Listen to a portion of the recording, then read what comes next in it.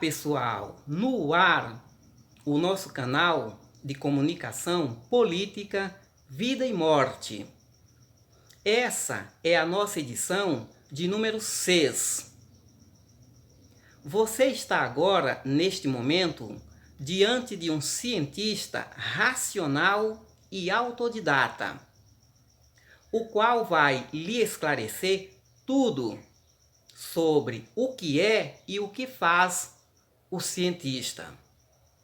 Você certamente, alguma vez na vida, já ouviu aquela frase que diz assim: não julgue o livro pela capa. Tamanho não é documento. Em outras palavras, isso significa dizer na prática que as aparências se enganam. Pois bem, meu nome é Iremar. Afinal, o que é e o que faz o cientista? Primeiro, há que se registrar que não existe, em lugar nenhum no mundo, faculdade para formar cientista racional, autodidata, dotado de consciência viva. Cientista é nada mais nada menos que a consciência viva que existe dentro de cada cérebro humano que não tenha distúrbio mental. A consciência viva é o que faz de cada ser humano um cientista de verdade, seja ele letrado, seja ele analfabeto.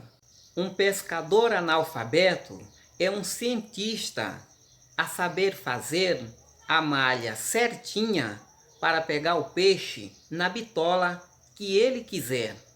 Cada macaco no seu galho, isto é, cada um no seu quadrado. Em outras palavras, isto significa dizer que cada um é doutor ou cientista naquilo que faz, com consciência, para o bem ou para o mal. Uma bomba nuclear, embora feita para o mal, foi feita com muita perfeição e consciência total. Só por causa da consciência viva, nós, os seres humanos, somos o único ser do mundo animal capaz de pensar e distinguir o que é certo ou errado, assim ou assado. Somos o único ser capaz de estudar a nós mesmos. No dia que surgir uma espécie de vida mais inteligente que a raça humana, pode escrever isso com caneta de ouro, que será o início do fim de extinção e domínio da raça humana. Lembre-se que existe um princípio de uma lei natural que o mais forte dominará o mais fraco.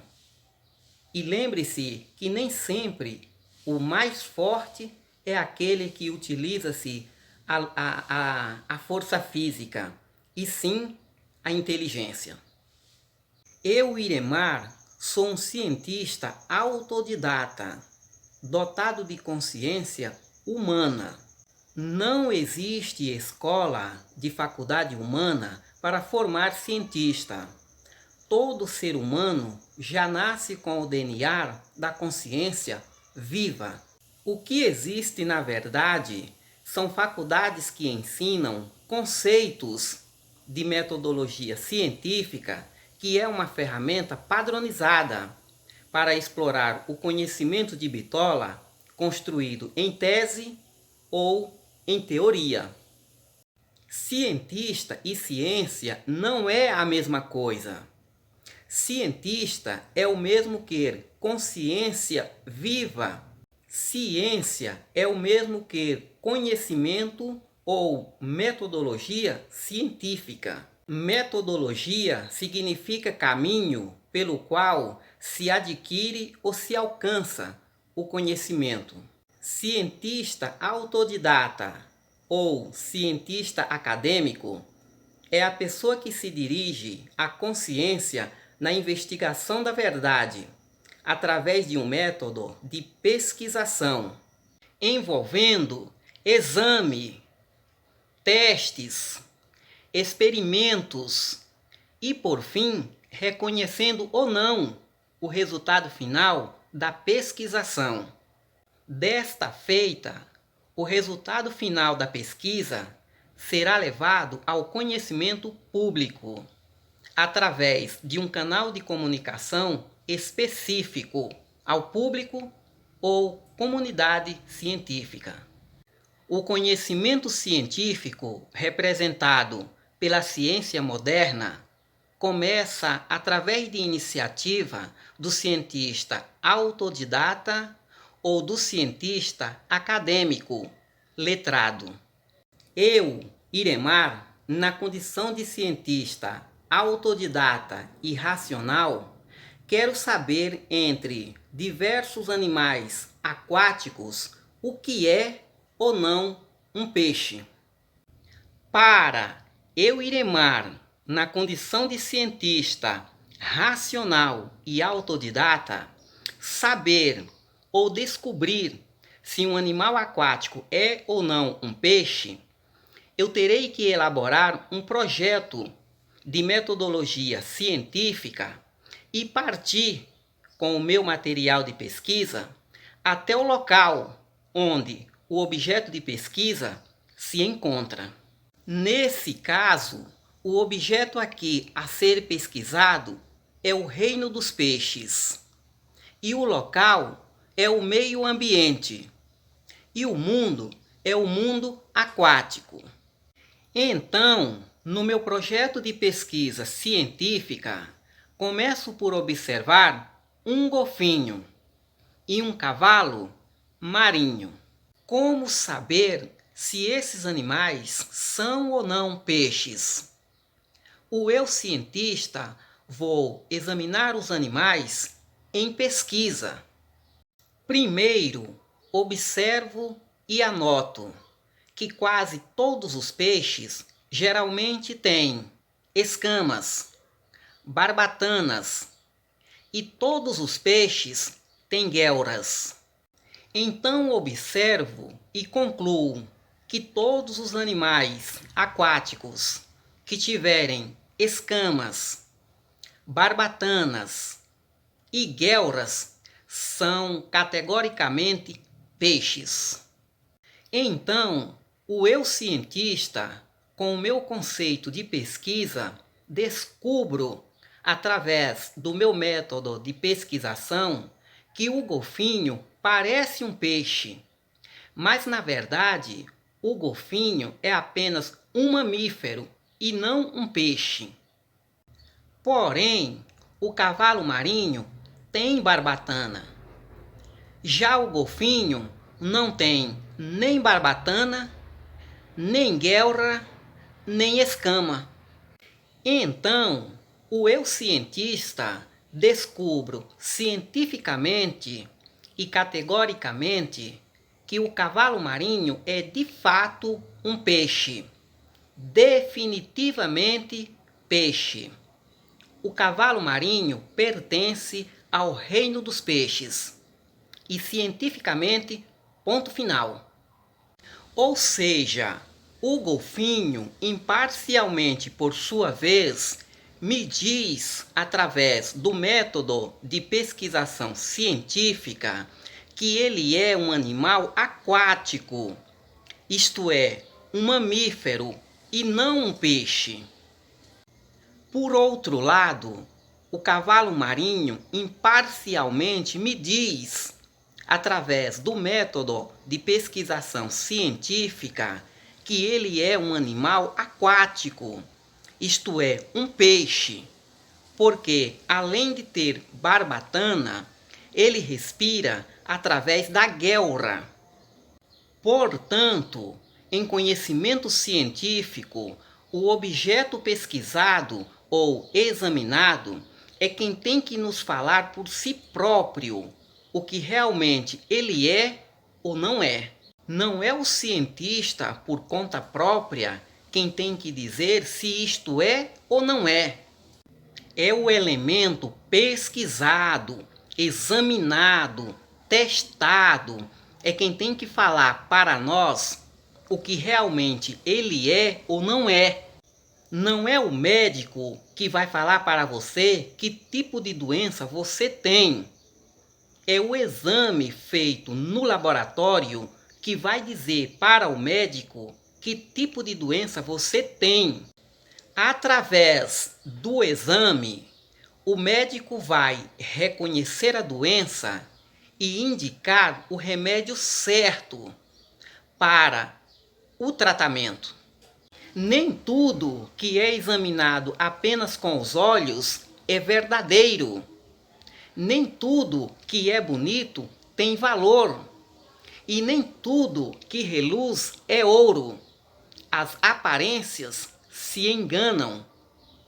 O agente cientista só confirma e atesta para o conhecimento público e científico uma verdade absoluta se ela for pesquisada, examinada, testada, reconhecida e, por fim, apresentada ao público em geral.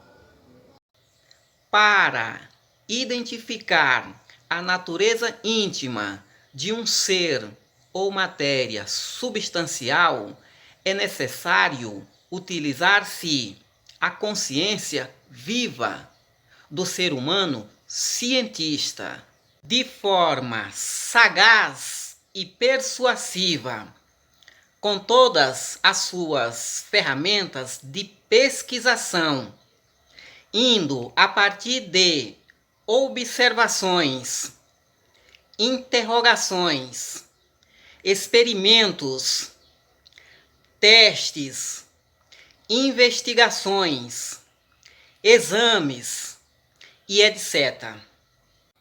Deus, o Criador de todas as coisas, é formado de qual substância material? Todos os seres vivos são formados de células. Para formar pessoa, ser humano, são necessários 120 trilhões de células, com um pouco mais de 1/100º de milímetros, para formar tudo que somos, dos ossos ao fio de cabelo. Para eu saber se Deus existe ou não, é necessário que se tome em uma pesquisa científica todos os elementos materiais e substanciais que a fé religiosa nos oferecem como elementos de pesquisação que atesta, segundo a fé, a existência de Deus. E quais são os elementos religiosos que a fé nos oferecem como indicativo exclusivo da existência de Deus? Os elementos materiais e substanciais que compõem a existência da matéria íntima de Deus são formados pelas palavras fé, crer, crença e espírito. A palavra fé não é formada por célula viva. A palavra crer não é formada por célula viva. A palavra crença não é formada por célula viva. A palavra espírito não é formada por célula viva. Então esse princípio, por si só, nega a existência de Deus. Fé na vida real é apenas uma palavra que indica um contrato firmado e fundamentado por assinatura de caráter pessoal, afirmando um ato público ou particular em se tratando de aliança. Crer e crença são apenas palavras que indicam esperança ou voto de confiança. Por exemplo, eu creio, tenho esperança que o Brasil vai ganhar a Copa do Mundo. Isto é um firme fundamento das coisas que não se vê e que ainda se esperam por alcançar. Mas isto não significa, na prática, uma realização a ser concluída.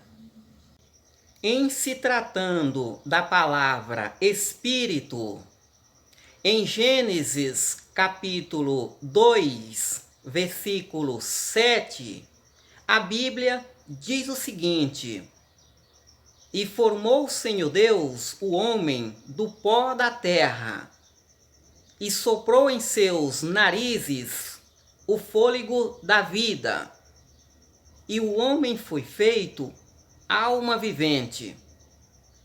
Repare bem no texto bíblico o significado das palavras soprou, fôlego e vida. A palavra soprou significa vento, e a palavra vento significa ar, e o ar significa fôlego, e o fôlego significa o ar em movimento. Em outras palavras, esse movimento do ar trata-se do fôlego expelido entre os narizes e os pulmões, para dentro e para fora, para dentro e para fora do corpo vivo. Ou seja, se você está agora, neste momento, respirando e inspirando, certamente você sabe que está respirando o ar, o vento, que é um elemento vital para a existência e sobrevivência de todos os seres vivos que existem. A palavra vida significa estar vivo. Princípio esse que separa cientificamente sua matéria orgânica da matéria inorgânica, isto é, da matéria sem vida. Observa-se que o texto bíblico em Gênesis 2:7 diz que o homem foi feito do pó da terra, o qual foi amassado e formou-se um boneco de barro, sem vida. Para o boneco de barro tornar-se um ser vivo, foi necessário colocar dentro do boneco de barro um elemento chamado de fôlego da vida. Quando o fôlego da vida foi colocado dentro do boneco de barro, o texto bíblico diz que o boneco de barro foi feito alma vivente. Ou seja, o boneco de barro não recebeu uma alma vivente. Diz que o boneco de barro foi feito alma vivente. Ou seja, tornou-se homem vivente. O fôlego da vida que tornou o boneco de barro um homem vivente, trata-se do espírito. Ou seja, o espírito, o fôlego, o ar e o vento é cientificamente a mesma coisa que espírito. Ficou claro? O ar que respiramos é cientificamente sinônimo da palavra inspiração.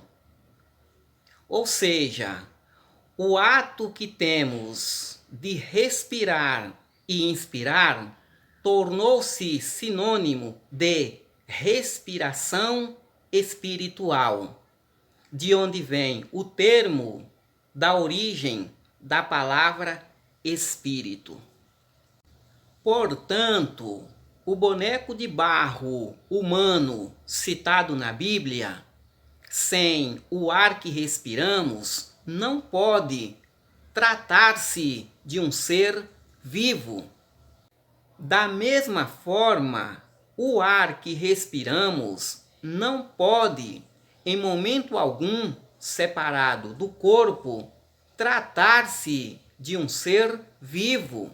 Pega os dedos da sua mão e leve até a sua boca e aos narizes.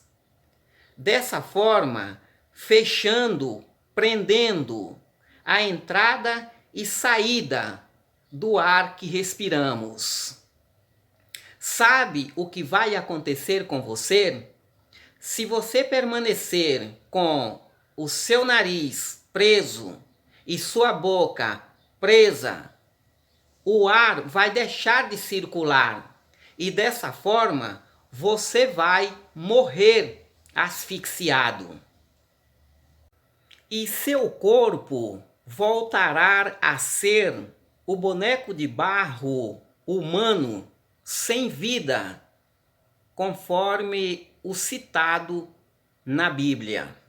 Então, repare bem, observe bem, em termos científicos, para considerar, constatar a existência de qualquer ser vivo, primeiro terá que considerar as seguintes ações. Primeiro, o elemento terá que nascer, se alimentar, crescer, reproduzir e morrer. Se não houver essas características, não pode cientificamente considerar algo vivo sem essas condições. Para tanto, entretanto, como se diz em linguagem de metodologia científica, contra fatos não há argumentos. Então, religiosamente, pela fé, se Deus é cientificamente um ser espiritual, então a ciência reconhece que Deus é formado de ar e vento. E o vento é nada mais, nada menos que o ar em movimento. Então, é dessa matéria religiosa e celestial que se confirma o firme fundamento da existência de Deus, incluindo toda a sua forma imaginária. Seguindo toda a metodologia científica na investigação da verdade, se atesta que se Deus é um ser vivo, espiritual, formado unicamente da matéria espiritual, então se reconhece cientificamente que Deus não é formado por células. Deus não é formado por células vivas, porque a matéria espiritual não contém células vivas fora da matéria do corpo. Então, religiosamente, se Deus é formado unicamente pela matéria espiritual, então, cientificamente, se comprova que Deus não é formado de células vivas. E se Deus não é formado de células vivas, então Deus não nasceu. E se Deus não nasceu, então Deus não cresceu. E se Deus não cresceu, então Deus não come. E se Deus não come, então Deus não bebe. E se Deus não bebe, então Deus não pode cientificamente tratar-se de um ser vivo. Então, sua existência espiritual viva é mais que demais imaginária, formada de gases, de oxigênio, entre outros, nitrogênio. Eu, Iremar, na condição de cientista autodidata, estou ciente e consciente de que sou ancestral dos primatas evolutivos. Estou consciente e ciente de que não sou ancestral do ser imaginário ou espiritual que não veio do nada nem criou nada. Que ação tem o nada? Nada mais nada é igual a nada. Menos nada é igual a zero nada. Todo ser vivo que existe, indo do ser humano a um simples vírus, é formado por célula. Para tanto, existem dois tipos de mundos e dois tipos de seres vivos: mundos imaginários e mundos reais. Seres imaginários e seres reais. Eu pertenço aos seres reais. E os seres imaginários são aqueles que só existem na fantasia da imaginação. Há um princípio de uma lei natural observada e esclarecida por Lavoisier, o qual diz o seguinte: na natureza nada se constrói, nada se destrói, tudo se transforma. Em outras palavras, em se tratando da matéria viva, isso significa dizer que, para considerar um ser vivo, ele terá que nascer, se alimentar, crescer, reproduzir e morrer. Isso é uma lei natural que não tem uma outra saída para justificar a existência de um ser vivo. Se não passar por esse processo de evolução, não pode, em momento algum, tratar-se de um ser vivo. Então, desta forma, o material dos gases, oxigênio e, entre outros, o nitrogênio, que compõem a natureza íntima e substancial de Deus, não está relacionada sobre a fonte biológica da vida. Quando o pastor ou qualquer líder religioso, o pontífice ou o sacerdote precisa de realizar ou se submeter a uma cirurgia que requer o tratamento médico, ele não chama os crentes da fé religiosa para lhe realizar a cirurgia ou fazer uma oração coletiva para obter a cura. Ele busca o tratamento científico na unidade hospitalar mais próxima do seu alcance. Em se tratando de metodologia científica, eu estarei indo em breve assistir à inauguração da reforma e ampliação da área cirúrgica do Hospital Julieta Viana, da cidade de Xique-Xique, cujo hospital eu muito lisonjeio o seu espaço laboratorial, onde realizei parte do meu estágio do curso de análises clínicas, o qual, durante a disseminação da pandemia da Covid-19, assegurou não só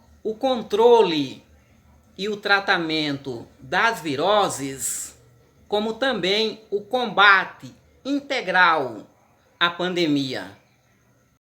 Trata-se de um hospital fundado em 13 de junho de 1970, de caráter institucional e filantrópico, de direito público-privado, qualificado como pessoa jurídica, financiado pelo SUS em parceria com o município.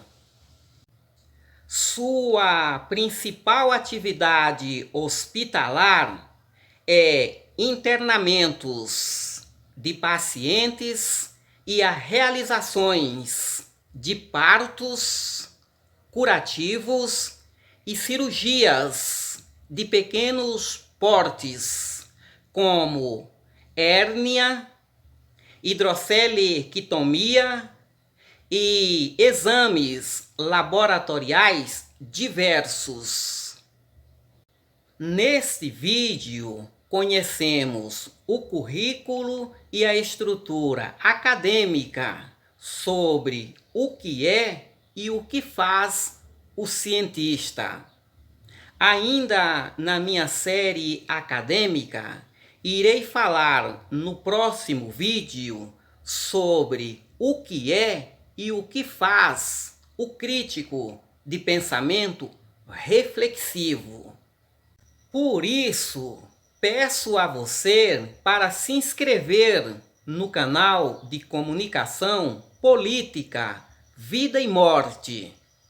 E não se esqueça de ativar o sininho de notificação no momento da sua inscrição, para você não perder o próximo vídeo. Desta forma, você vai estar agora mesmo ajudando o canal a crescer juntamente com você. Sua inscrição terá o único objetivo aqui: adquirir conhecimento gratuito. Você que ainda não é inscrito, se inscreva nesse canal. E desde já, eu lhe agradeço. A gente se vê no próximo vídeo. Tchau, tchau. Até o próximo vídeo.